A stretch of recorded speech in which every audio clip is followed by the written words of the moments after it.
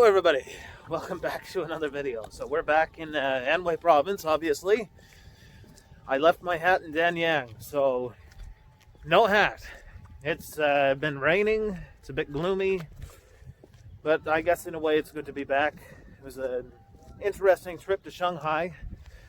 We did get my son's passport, I believe I mentioned that in the other video, so he can go, but now I'm looking at the situation developing outside of China and starting to feel like maybe it's better for him to stay here until things calm down elsewhere now. It really does seem like China just got a head start on everybody. And like I said, in Italy, things are a mess. People are blocking people from Italy. The cases are rising. I expect that there's going to be new cases showing up in other countries because, you know, the borders, the way they work in the EU, it just is very porous. So things move around a lot. There's a lot of migrant populations, workers that travel from country to country. So unfortunately, whether that's good or bad under normal circumstances, unfortunately under these circumstances, it's not good. So not good at all. I've got a friend that's in the Middle East. He's in Kuwait City right now. And they're starting to get cases there. Before, when he first arrived, people weren't panicked at all. They just walking around nonchalant, no masks. Now everybody's wearing masks. My friend is sick, which worries me. He's got a sore throat and I hear him coughing. Well, I hope not. He went there from Vietnam. I don't know. It worries me a little bit. I hope he's going to be okay. I'm sure it's not the virus. But then again, you know, I don't know. This whole thing is pretty crazy. If you're sitting in the United States right now, another update is that the CDC has said it's not a matter of if, but when the virus comes to the United States. Experts are saying that up to 60% of the world population, I believe I mentioned this before, somewhere around there. I think it's, I've heard anywhere from 90, 70, and 60% of the population will be infected with the virus. And I believe that the CDC said they're, to expect major disruptions to everyday life. So probably a good time to get some of those supplies. Try not to rely on refrigerated or frozen food. If there are disruptions and services such as electricity, if people aren't able to do maintenance on the power grid, there could be situations where there's no power and, well, frozen and refrigerated food can spoil. So make sure you have canned food or, dry things that don't go bad. Also, water. Don't count on, in most of the world, here you have to buy bottled water. You can't just drink tap water, but in most of the world, well, the developed world, I should say, you can, but that only works as long as, the system is working. You can have situations, and there have been situations, even when not in a disaster, where the drinking water has been contaminated or gone bad. So make sure you have bottled water. Make sure you have anti-fever medications. Make sure that if you have a medical condition, that you have the necessary medical supplies to deal with it for an extended period of time. If you're insulin dependent, I don't know, it's my understanding that has to be refrigerated. So I don't know. Just make sure you're in a good position to be able to take care of yourself the best that you can. I understand, it's not always possible to do everything, but just be prepared as best you can, because this thing, when it does come, when it does hit, it will explode very fast, and you might not be prepared for it. So that's my best advice right now. Having gone through this, if we hadn't been where we have been, this would have been a lot worse. And that leads me into something else that I want to give an update on. Sorry, I'm going through mud again. Like I said, it's been raining. I probably shouldn't have come out this far. But I do have some other news. My wife has a cousin in FengYang, where I'm going to be going here in a little bit. Hopefully we can walk around. My mother-in-law is going to be doing some shopping with my sister-in-law, and it may give me a chance to walk around one of my favorite places. It's been closed off, of course, recently. So I would love to be able to go out there and show you guys some things. But anyway, my wife's cousin has a girlfriend in Wuhan, and I just heard some updates. So they said, well, this one, I don't know. I don't know if I believe it or not. It's hard for, even in Wuhan, for news to travel because everyone is trapped in their homes. So from what I was told, everyone in the area where the virus first broke out is dead. This one, I don't know if I believe that. The other one, because here's the situation as it stands in Wuhan. People are trapped in their houses. They can't come out they can come out to get food. And what that means is there are government officials who bring food to the apartment complex or building. They deposit the food and then they leave. And then after they're gone, the people in the building can come out to get the food, which they then have to immediately go back into their houses. Nobody sees each other. Nobody knows how many people are actually dead in the buildings. I heard a story in the news, the Chinese news, so out here, that they found a little kid that had been stuck in a house with their dead grandfather for who knows how long. There are people living in houses with dead people, dead relatives, because the things have broken down to that level that, they can't manage the situation. They've just sealed it off. Now, if you've been watching my videos, you know that I've been going places, and most of China has kind of opened back up. And it did. Beijing announced that they were to clear the roads and let people go. But yesterday, a little announcement came across the TV at the bottom of the screen announcing that Beijing has elevated its alert status to level 1, and that nobody from other parts of China were to enter Beijing and if they did, they were to go into quarantine for 14 days. So I have to clarify this. It's not because of infections inside of Beijing. It's because they don't want infections from outside of Beijing coming in. They've canceled all of the big government meetings. To me, it's like they said, okay, you guys can go out now. You can go wherever you want, but just don't come here. So, and you can look at this in several ways. One way is to say, okay, they know something that we don't, that the virus isn't under control, and now they're protecting themselves. Those people in Beijing, the Communist Party, the Central Standing Committee or whatever, they're protecting themselves. And yeah, I'm sure they are protecting themselves. They have to make sure that the government continues to function, even if things just completely fall apart. Now, the other slightly different way of looking at that is maybe they're seeing the numbers coming in. They aren't telling the people to report false numbers, but they're looking at the numbers coming in from the different provinces, and they're saying to themselves, I don't buy it. I don't think so. I think the numbers are higher than what they're telling us. So we're not going to trust it. We're closing our borders, and anyone coming into China or into Beijing from other parts of China has to go into quarantine. I see that as being more likely, but still disturbing, that they were saying you can go about in different places, but just don't come here. Now, I'm not telling you guys to try and scare you, but I do want to, I feel like it would be wrong of me to just say everything is great, everything is okay, when, to be honest, I really don't know. I mean, it's great that I'm able to go out and that we can move around, and that if I had to, we could get on a plane and get out of here.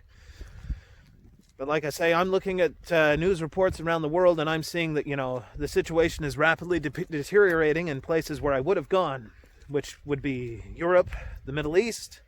The United States is now declaring a state of emergency in big cities like San Francisco, which they should, because, well, how the situation is there with all the homeless people.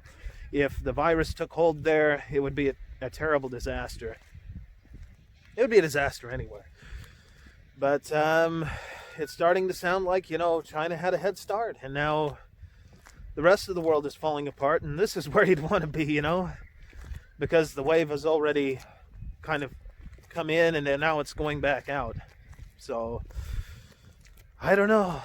The situation in Korea, in Japan, is quickly deteriorating. They're starting to be blocked from travel to other places.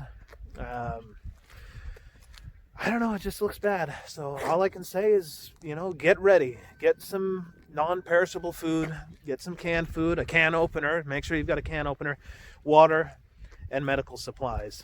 So, and masks. And be prepared to not have to go out. Because if the virus is there, then you don't want to get it. You definitely don't want to get it because we just don't know enough about this virus. I get the feeling that we're going to be finding out, though, as it spreads. We'll know more and more of an accurate picture, whether what we've been told from China is true, or if it's much, much worse than what we've been led to believe. Now with the scary stuff over, check this out. We got Grandma and Grandpa a new TV. It's probably about twice the size of the old one. But here you go. I think it'll be a little easier on their eyes than the old one. It's a little smaller, so they can, Grandpa can sit in bed and he can still see the TV without having to squint or sit on the edge of the bed. So I think, I hope that works out for them. They seem pretty happy with it. Yeah, and I guess here in a little bit I'm going to be going to FengYang and I'll show you guys that. Assuming, of course, that it doesn't rain on me. If it starts raining, then I'm just going to be sitting in the car because I don't have an umbrella with me here. So, yeah, hopefully not. Hopefully, I want to show you guys the drum tower. Amazing place. One of my favorite places to go. And hopefully my mother-in-law and sister-in-law take their time shopping so that I can. But, yeah, I guess, like I said, here in a minute we'll be on the road. We'll go see. Welcome to FengYang. So, a lot of the alleyways are still blocked off. Otherwise, I'd be down by the drum tower, where I like to go. It's kind of the main square of this town. It's about 700 years old. I mentioned it in another video. It used to have a hair salon in the bottom, so you could go and visit a 700-year-old building and then get your hair cut too. It's kind of funny how things are here. It's like it's regular stuff. Yeah, they really seem to have all of the alleyways blocked off, so I guess still kind of not quite gone back to normal yet since the virus thing has been going on. Which means maybe I shouldn't be going over here because by the time they're done with their shopping, I may still be walking around over there. I don't know. Well, I managed to find my way into an old neighborhood. I'm in the alleyways now, so we'll see if I can find my way through here to the other street. If I'm lucky, this goes somewhere. If I'm not, then I'm just going to get caught in some kind of dead end. But at least I found my way. Oh, what do you know? Dead end. You never know what you're going to find when you go through these alleyways. Sometimes it goes through, sometimes it doesn't. In this case, it didn't really lead anywhere. Where does this go? What do you think? Should I try it? Let's see. See where it goes. Probably just getting myself further and further into this maze. But who knows? At some point, through these old buildings, it might actually go through. Turn the corner. I seem to be getting further and further away. But, interesting. I don't know where I'm going. Yeah, I don't seem to be able to find my way out of here. I think it's just taking me to a main street. This city is, I have no idea how old it is, but more than 700 years anyway. As I mentioned in a previous video about FengYang, the place started off probably a village, but when the, was it the Ming Dynasty or, one of those dynasties, about 700 years ago. The founder of the dynasty was from here. Oh, found a street, more people. Anyway, he was from here, and he wanted to make this the capital, so they started building things here until his advisors had convinced him basically to go to Nanjing. So it's kind of how this place started out. And it's one of my favorite places in all of China to visit. Now take a look at this place.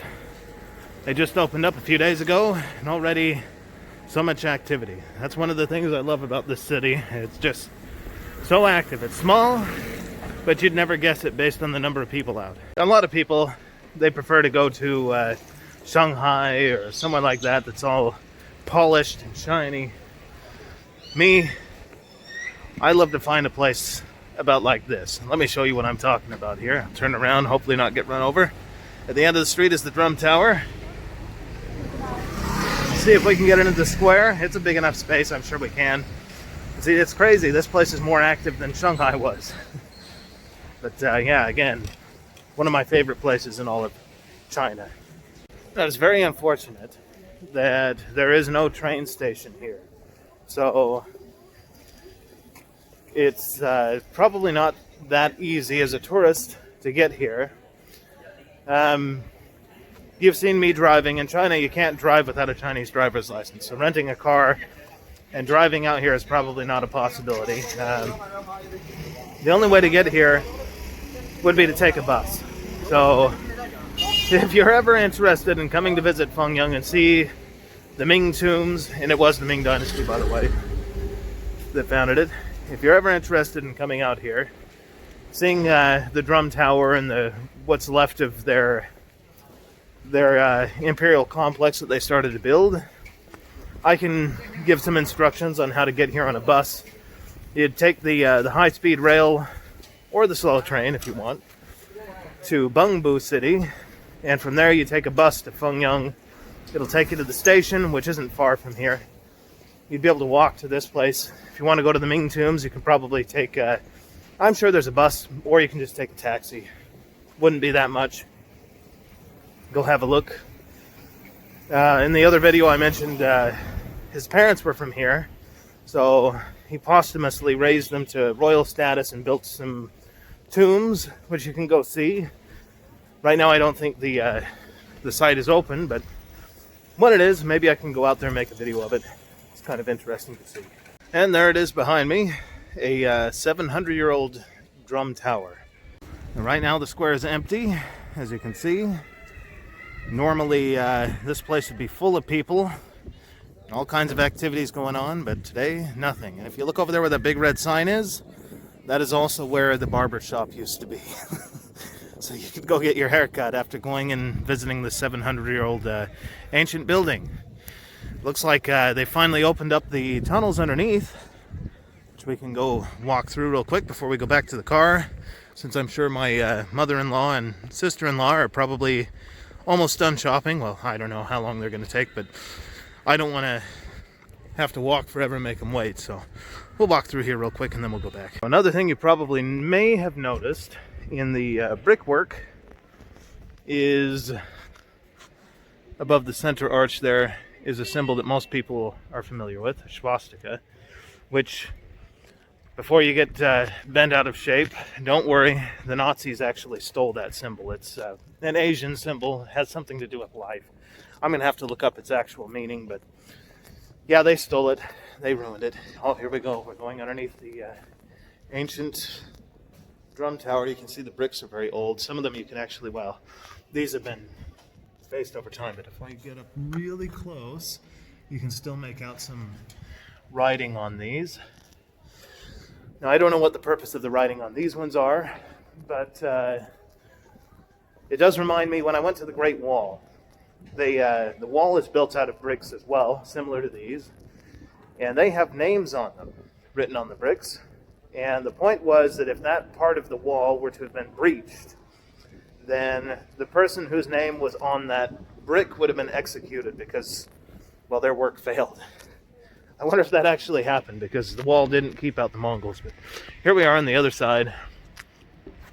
You see everything is pretty subdued today. Still a little busier than what I found in Shanghai, but look up there. Ooh, flag's going.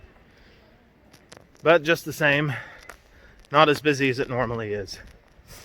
So when this whole thing is over, I would highly recommend coming and visiting FengYang if you're adventurous enough. There are a few good places to eat out here. If you like Western food, they do have some places that have like fried chicken and that sort of thing. Actually, now that I think of it, do they have a KFC here now? They may even have a KFC here. They just opened a new shopping mall, so it's a possibility. But I can give instructions in another video about how to take the bus. And that way, when the whole thing is over, you can come here and you can pay a visit to FengYang County, one of my favorite places. Well, that's probably about all I'm going to be able to show you guys of FengYang today. I'm going to walk back to the car, and I guess I'll get this video put together so we can get you an upload, and yeah, maybe tomorrow I'll go and visit Mingguan, show you guys that place. That's another really cool place. It's not far from here. Until then, I guess we'll see you in the next one. Well, hello there. You thought it was over, but guess what? It's not over, because I haven't had my coffee yet. So, let's go get some coffee / mocha water drink substitute, whatever you want to call it, the stuff that I usually get here in town, and then we can end the video. There we go. Oh, let me flip that around there. Oh, there we go. Mocha water. Okay, now we're good. So I will see you in the next one.